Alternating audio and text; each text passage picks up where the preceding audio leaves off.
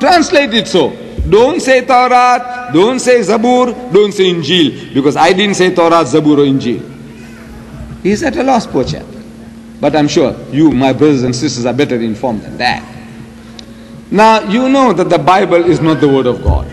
I will be proving tomorrow in Baton Rouge, to my audience, inshallah.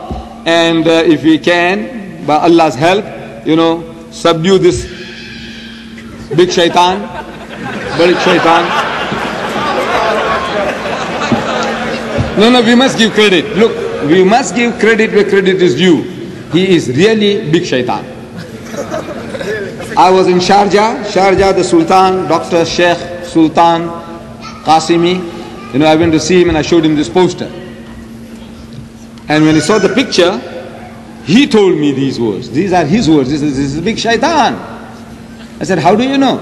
You people in the Middle East, what do you know about this big shaitan? He says, no, I was in America and I was fiddling with my TV and this guy came on. And he says, I was spellbound. This guy said, even if he's swearing your mother, you can't switch him off. If he's swearing your mother, you feel like breaking the screen, you feel like breaking the TV set, but you can't switch him off. Allah gave him such powers. That charisma, he mesmerizes people, he hypnotizes people, he can make people to eat out of his hands. Like a puppy, you'll have to go to him and lap it out of his hand if you were a Christian. So guy is a master, orator, fantastic. In my life, I haven't come across somebody more potent than him, more spellbinding than him. I haven't. I have watched his TV on video. I've got his books. I'm reading his books. You got to. See, if you go into battle, you don't go with your eyes closed. You must know what you're bargaining for. You must know your opponents, how strong they are. You just don't go in and say, now anyhow, Allah is with you. We know Allah was with us in 1948 and we got a good beating in the Middle East from the Jews. He was still with us in 56 and we got another beating. He was still with us in 67 and we still got another beating. And in 73 again we got another beating. Look, Allah is with us all the time, but we got a beating 4 times. Reason? Because we go into battle with our eyes closed. So we have to go with our eyes open. And in this I have done some little research. He has written numerous books, numerous. I purchased 30 of his books. All these are part of all his publications.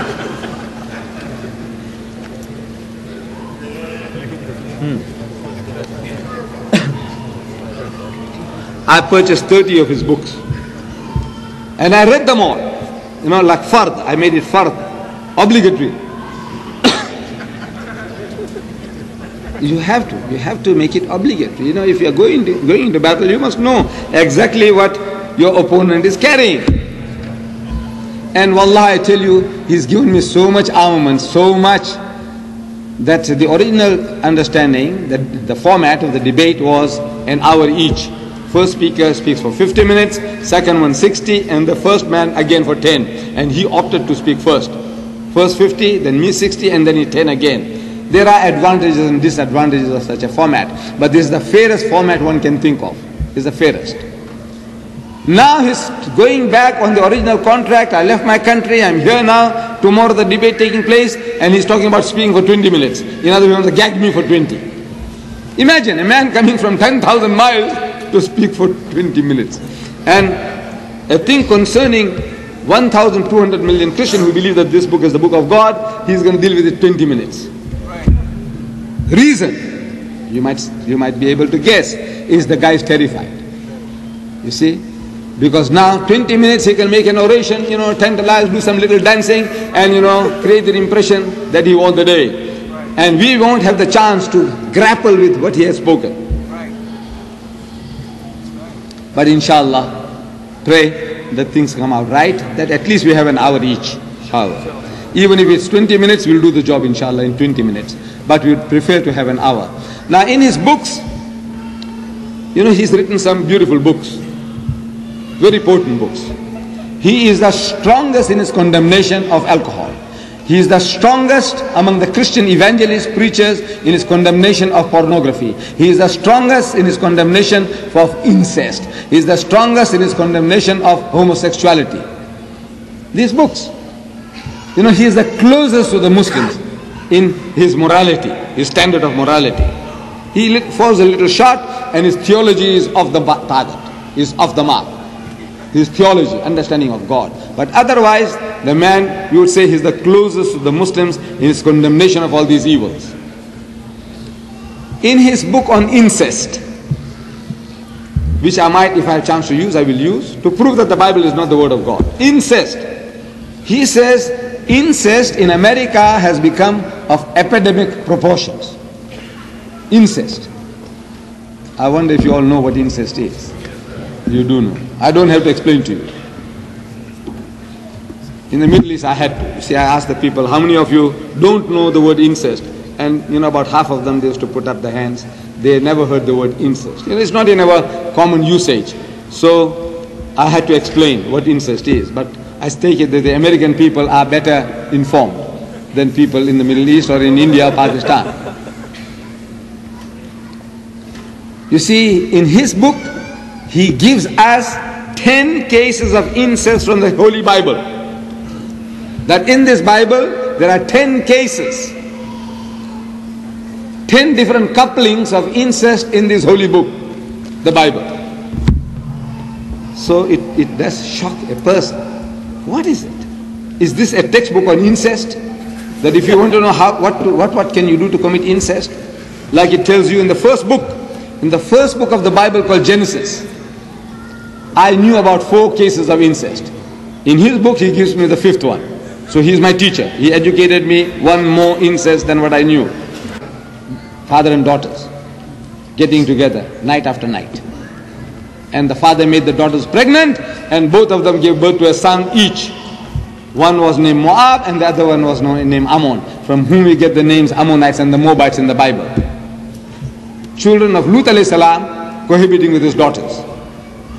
Then Genesis chapter 35 verse 22, it speaks about Reuben, one of the sons of Yaqub alayhi salam. He go and cohabits with his mother on the roof. And this is, Israel was told that your son with his mother, and he didn't even say oof, he didn't even say ah, he didn't even say poof. Imagine, the man is told that your son did this to your wife. Your son did it to your wife, his mother, and he didn't even say, he said nothing. Then he speaks about Ibrahim alayhi salam. They say that he cohabited with his sister Sarah, was his sister. They say, Genesis chapter 38, it speaks about Judah, the father of the Jewish race, from whom we get the word Judaism, we get the word Judea, Huda, Yehuda, Yehudi, Judah. That Judah, he's going to Timnah to share his sheep, and he sees his daughter-in-law sitting by the wayside, and he comes up to her and says, allow me to come in unto thee. This is biblical language, the King James Version. Jimmy Swaggart loves this version, King James. So I'm quoting from the King James Version. He says, allow me to come in unto thee. I'm only quoting the Holy Bible. So she said, what will that give me? He said, what? In other words, so he says, I will give you a kid from the flock, a baby goat. So she said, what guarantee that I will give it? Suppose you enjoy and you go away and I don't see you again. What guarantee is this? What guarantee do you want? So it says your signet means your ring, and your bracelet means I had a bangle in his hand, and a staff, the danda, rod of Moses, asa. So the old man gave it to her, and